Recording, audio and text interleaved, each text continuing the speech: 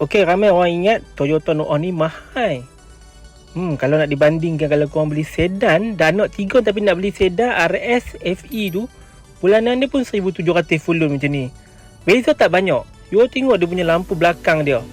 Lampu belakang ni lampu LED. Ni silau jiran ni. Jiran mesti dengki sikit ni kalau korang beli kereta ni. Bini pun jatuh cinta. Pinjam selit gaji bini kalau nak beli kereta ni. Combine loan. Buat 10% sikit. 1,650 sebulan. Beza tak banyak ni lampu belakang dia. Premium. Nampak mewah. Kereta family. Kereta sedan FE tu sempit.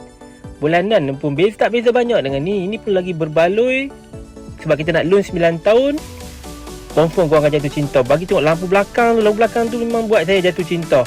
Lampu depan dia pun cantik. Tu Allah, spotlight ada 2 biji kat bawah. Dia punya grill dia tebal-tebal. Lampu tengoklah, lampu LED. Dalam ni, kalau korang betul-betul serius, nak loan lulus, korang kena jumpa orang yang betul.